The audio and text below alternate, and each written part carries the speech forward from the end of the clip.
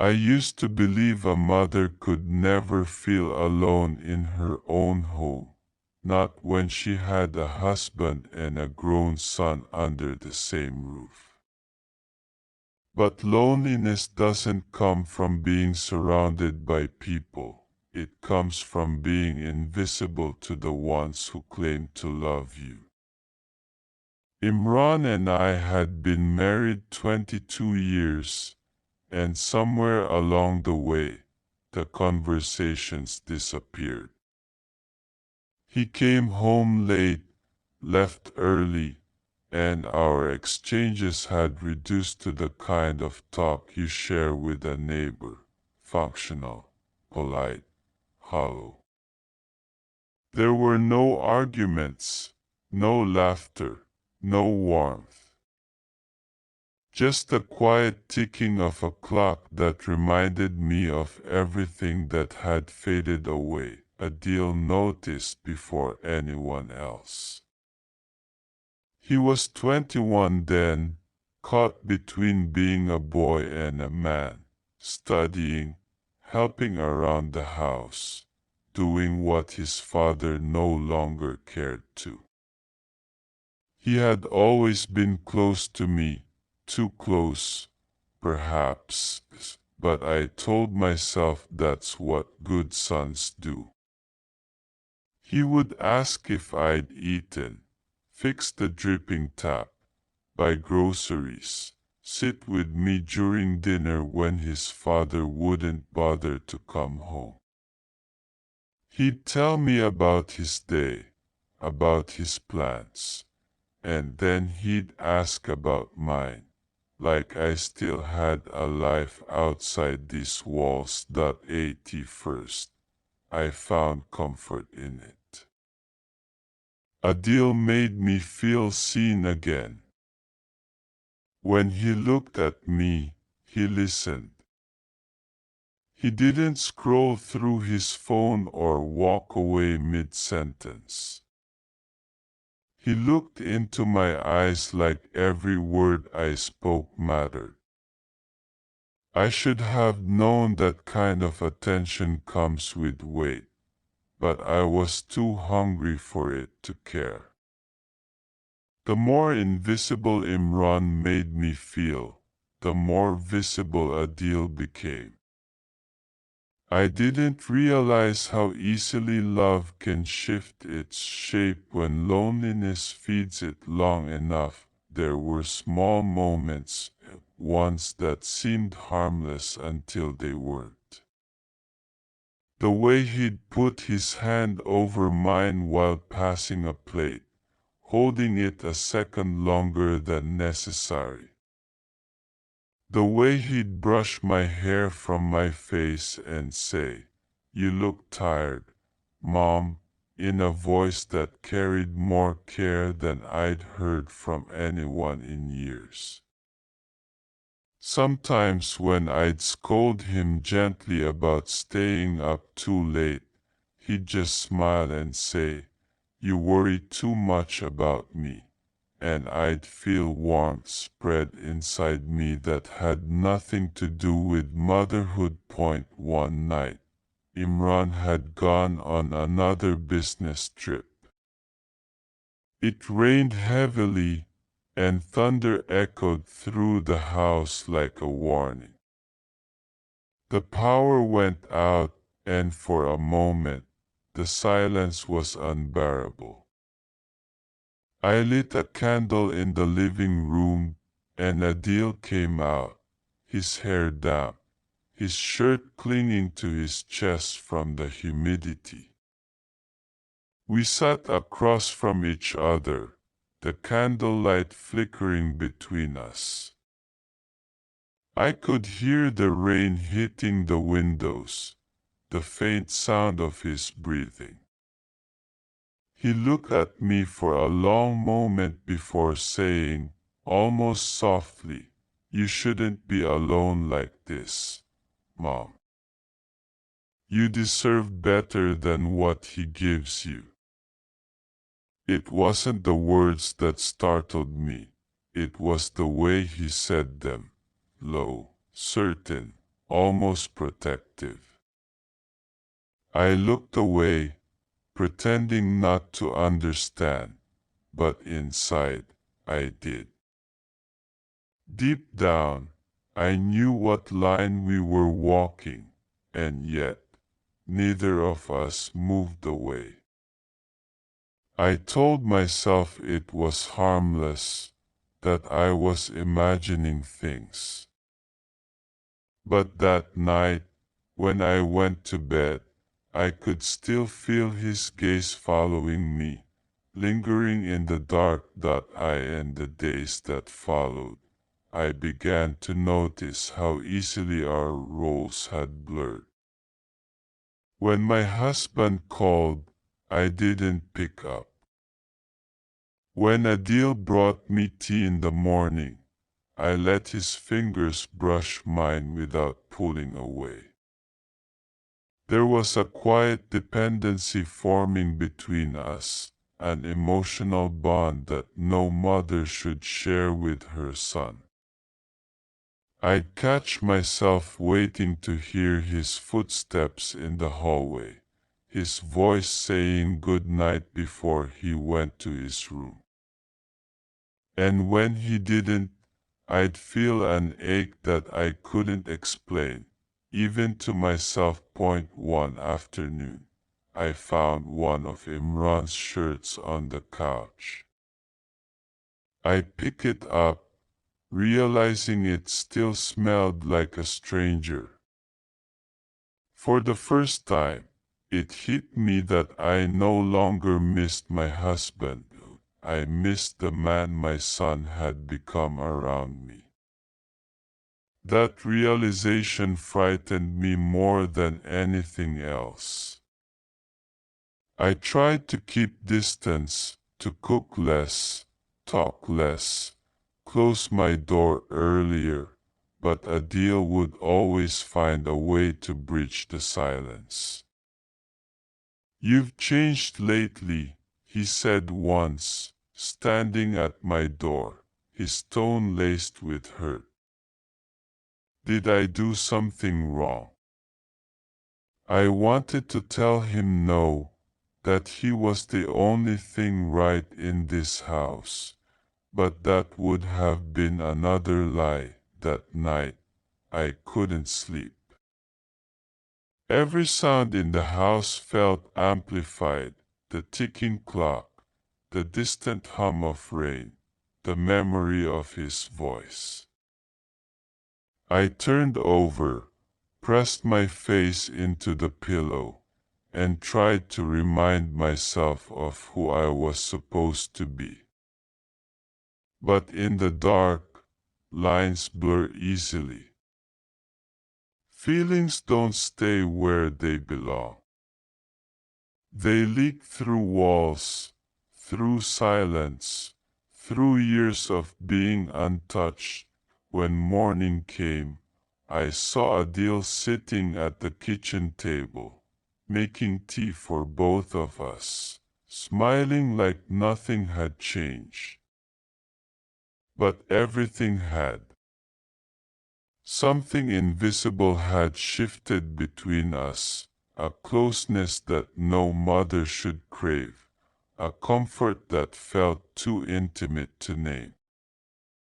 I looked at him and felt guilt wrap around my heart like a secret I didn't yet understand. That was the beginning of everything I wish I could undo. The moment when love stopped feeling pure and started feeling dangerous. After that morning, nothing in the house felt the same. There was an air of silence that seemed alive, like it knew what we were both trying to forget.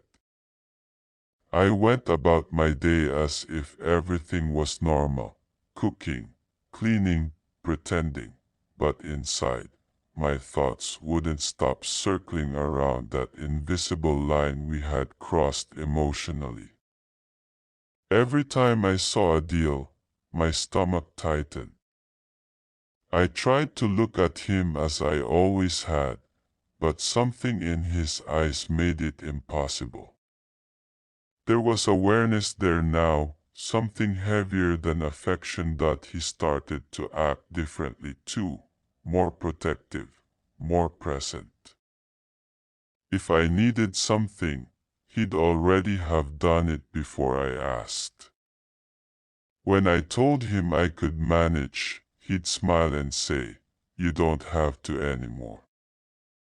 It was meant kindly, but the way he said it carried a meaning I didn't dare confront. I told myself he was just being caring, that I was the one twisting it, but deep down I knew that wasn't true. It wasn't just care anymore, it was possession. Days passed quietly, yet every word between us seemed to carry weight. One evening, he came home early from his university class. Imran was still away on one of his endless trips. I was folding laundry when he came to help. We worked side by side in silence until his hand brushed mine. I froze. He didn't move away. His fingers lingered there, firm, deliberate. I could feel my pulse quicken. For a moment, I wanted to pull back, but instead, I stood still. I wish I could say it was shock, but it wasn't. It was fear and something else I didn't want to name. Later that night, I avoided him. I stayed in my room, closed the lights, and tried to sleep.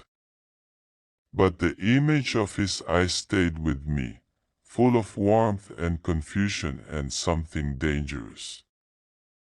When he knocked softly and asked if I was okay, I said yes without opening the door. I wanted him to walk away. I wanted the air to return to normal. But the silence that followed his footsteps told me it never would. Over the next few days, I began noticing how my thoughts betrayed me. Every time he was near, I felt exposed, as though my heart was whispering something my lips couldn't say. I'd scold myself, remind myself that he was my son, that this wasn't right, that it could never be. Yet when he laughed, when he looked at me with that mix of care and longing, it felt like gravity pulling me towards something I didn't want but couldn't resist. The night it finally happened, there was no warning, no plan, just a silence that turned heavy enough to break us. I won't speak of what exactly took place. Some truths don't need details to be understood. What matters is how I felt after, how the air felt too thick to breathe, how guilt came crashing through every bone in my body.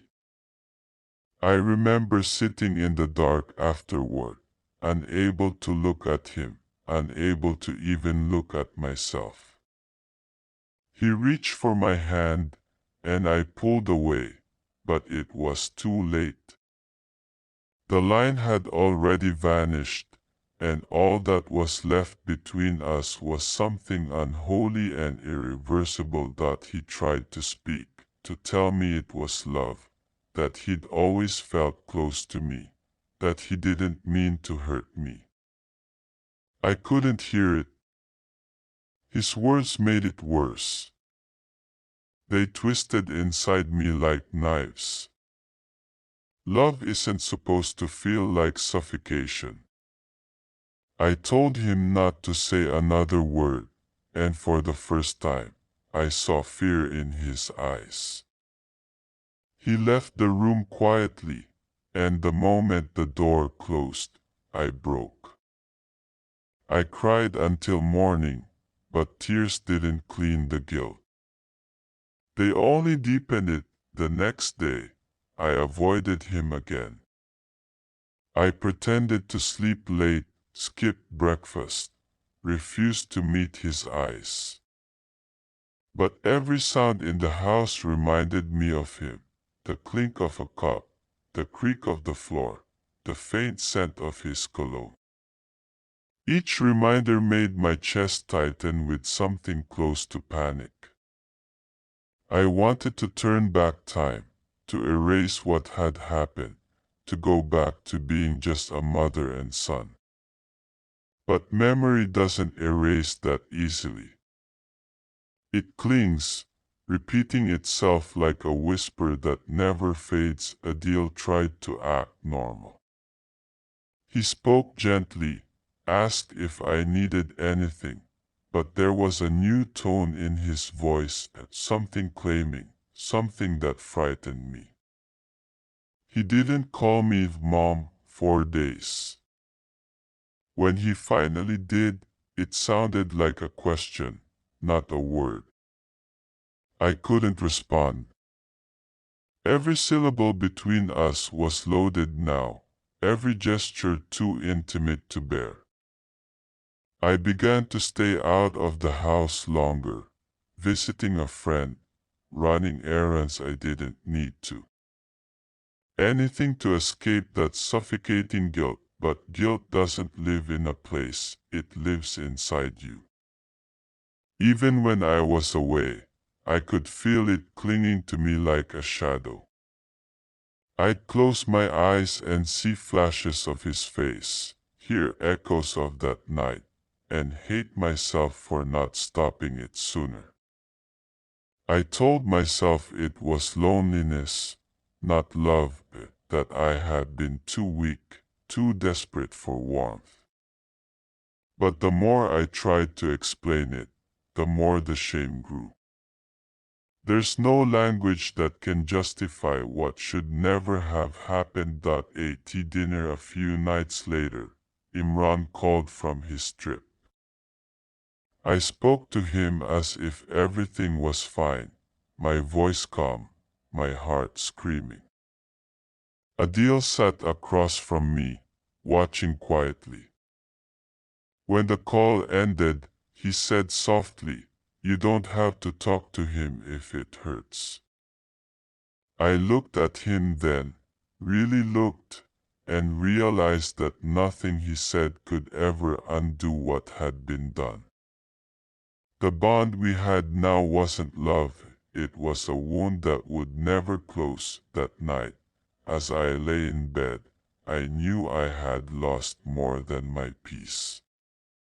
I had lost the right to call myself the kind of mother I once believed I was. What happened that night didn't end, it followed me into every morning, into every silence, into every prayer I whispered afterward. I didn't need punishment from anyone else. I carried it inside me, heavier than sin itself.